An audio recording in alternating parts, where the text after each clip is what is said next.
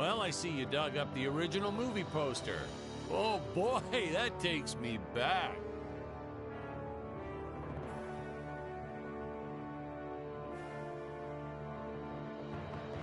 All right, we're gonna start the commentary track now.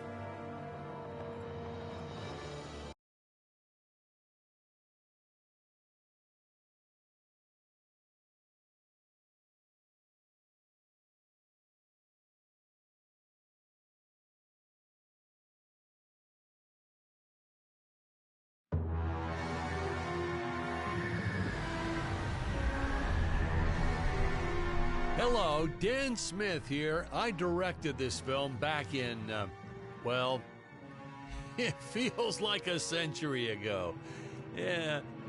The studio asked me to provide a commentary track for the DVD release.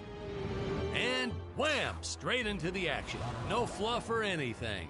That's what we did back then. Crash-landed ship. Out pops our hero, the fearless Dick Starspeed.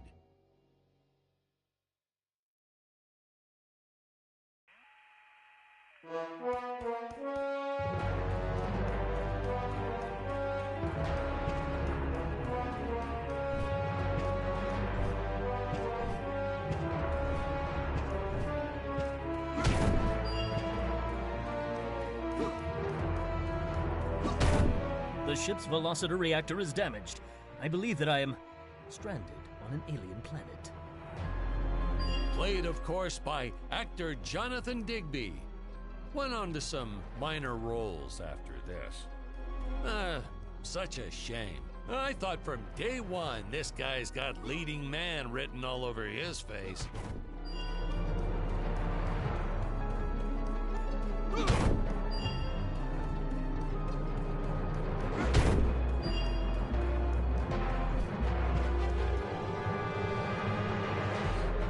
Greetings, citizens of Gravoria.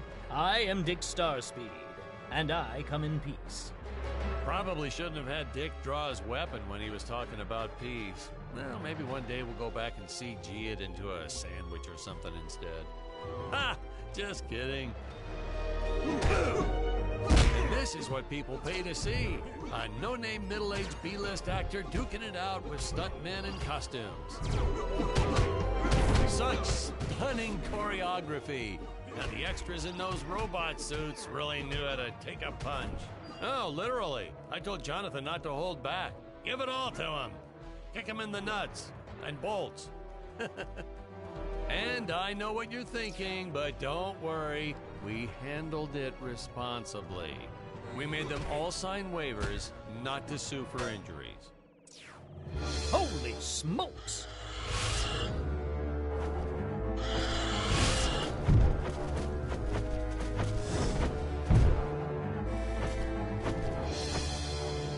If I land squarely on that grain silo, I should survive this fall unscathed.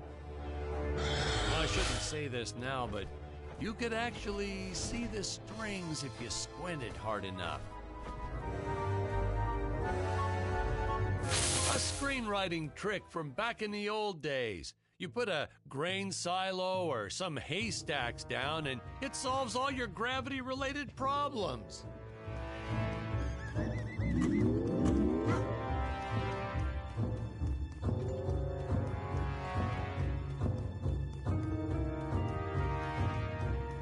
It appears some of my equipment was lost when my ship was shot down. But what luck!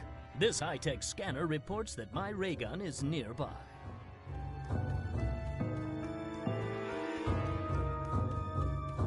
Ooh, the fearless sea monster, always patrolling the shore, eagerly awaiting for his next meal.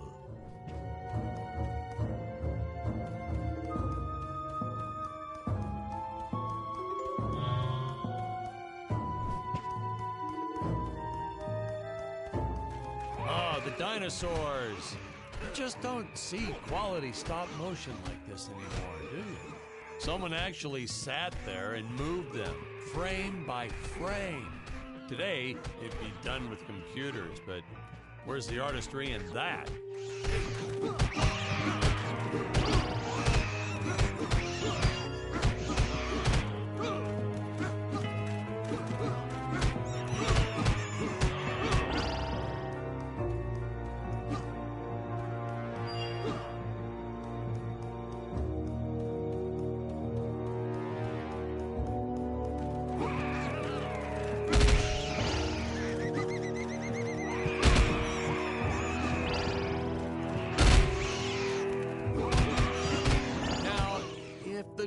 things here look a little plastic? Well, it's because they are. I took them from the set of my last film, Vampire Island 2. We got our fair share of nasty letters from scientists complaining about our portrayal of the dinosaurs. Was news to me. Apparently these stegosauruses weren't meat eaters. Must have preferred shellfish or something. Wow, how do they know? That's what I say. Oh.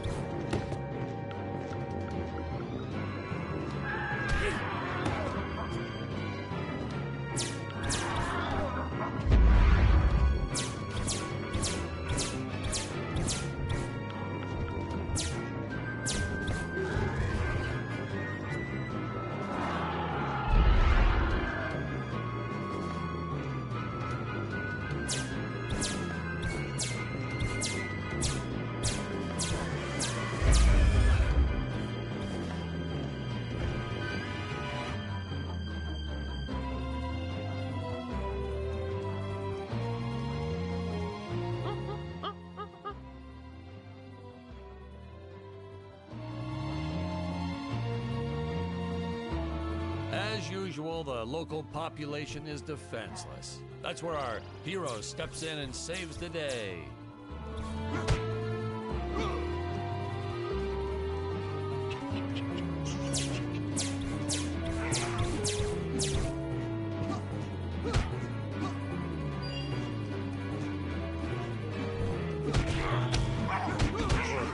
We put Jonathan through a lot shooting this film.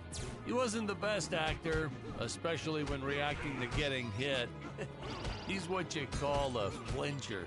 So I told the stuntman to really just go to town on him. It's the only way to get an honest performance sometimes. Our props master tried to make the weapons soft, but there's only so much you can do. Gold. Lucky for us, Dick's entire body was covered in that spacesuit. That thing was a lifesaver when it came to hiding bruises. You'll notice the gold disappears when Dick touches it. We had a deleted scene that explained he's actually teleporting it back to his ship. It's funny, no one ever questioned how Dick was able to walk around with an infinite amount of gold on him. We had to redo these shots. Our first attempt was kind of a disaster. We tried using real apes, thought it'd cut down on the costume budget a bit. But have you ever tried working with apes? They are the worst actors ever. They don't sit still for a moment, and the second you take your eyes off of them, they're flinging their feces all over the place. Jonathan refused to work with them after he got, well, let's just say that he had to take more than a couple of showers one day. You know, you never forget the smell of monkey poo. We steam cleaned the studio top to bottom. Still never got rid of it entirely. All through the rest of the shot, we kept finding those little surprises hiding inside various props. Boy, were those the days.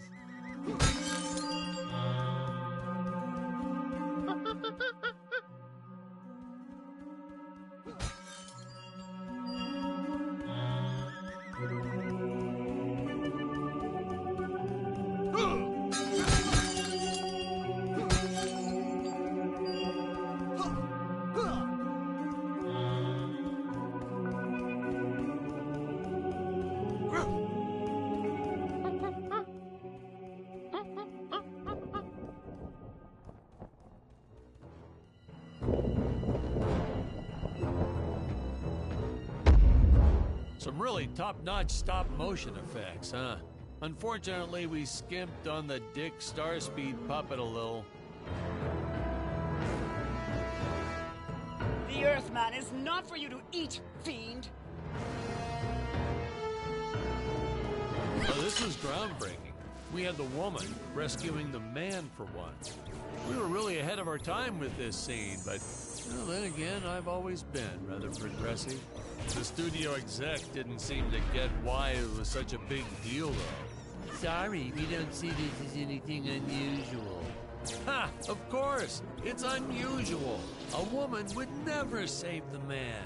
It just doesn't happen. Not in the movies, not in real life. I don't know why we didn't get more recognition for this scene. I guess I was just a little too ahead of my time.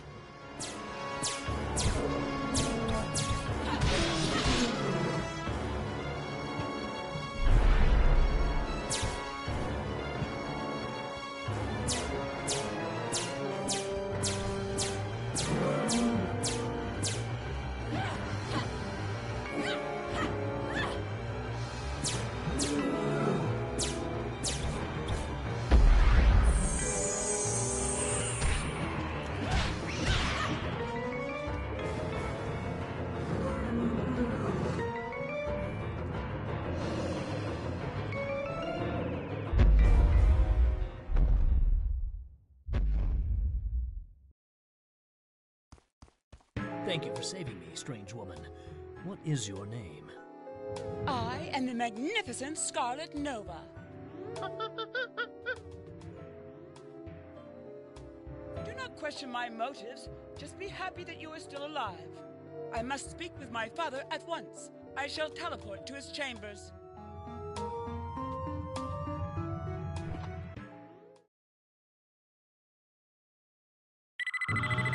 Huh?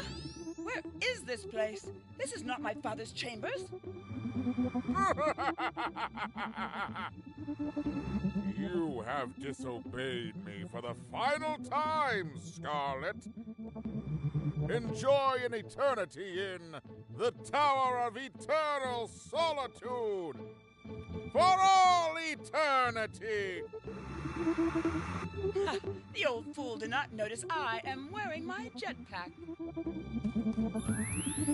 Booster usage. Jump. Wait. Wait. Use booster. Survive deadly fall.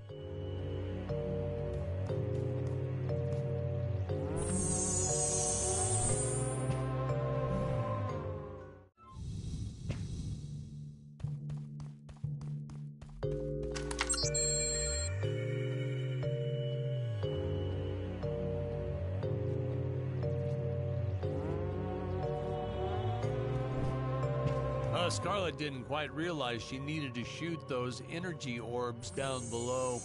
Keep in mind, Stacy was doing this on a soundstage, okay?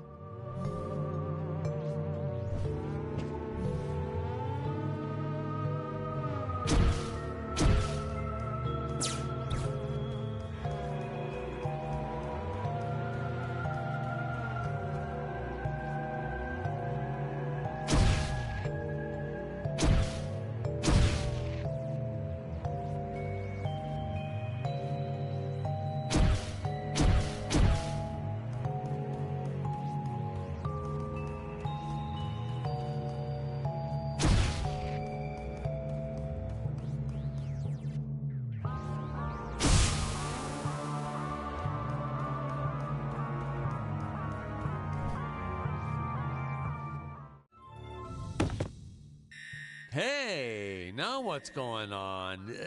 This isn't the right...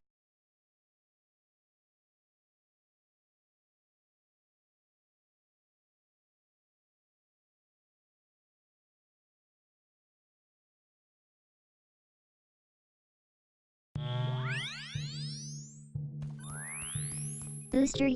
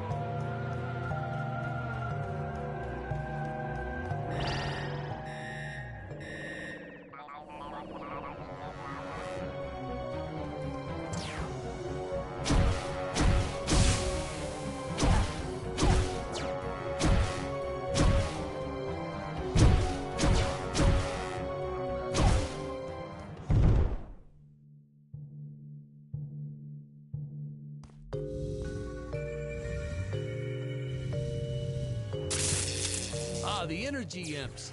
Such a neat effect. We had to paint each movement frame by frame and superimpose it into live footage. We were pulling all-nighters for weeks. Well, when I said we, I meant the artists. I'm pretty much useless if I don't get a solid 10 hours a night. But they were at it forever. They had to redo it all because I accidentally told them red instead of blue the first time. Artists.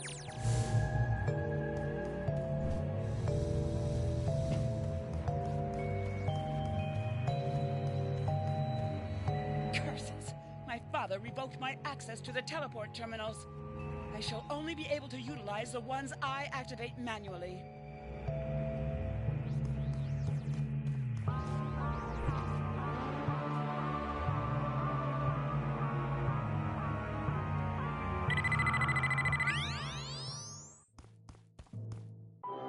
Ah, I knew you would return.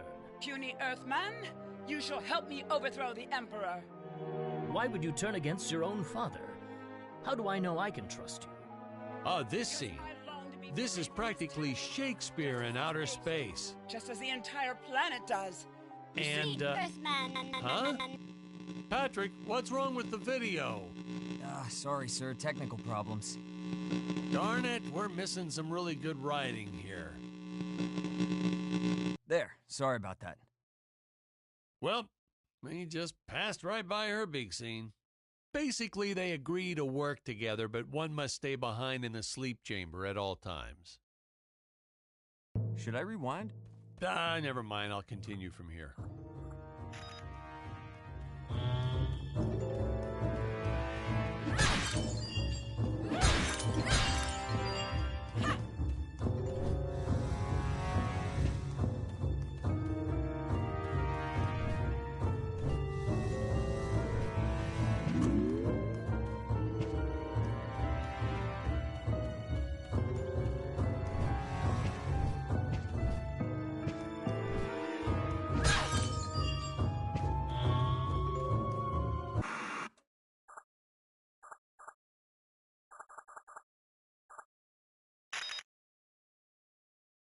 Hey, is this thing on? Can you hear me all right? Yeah, all good.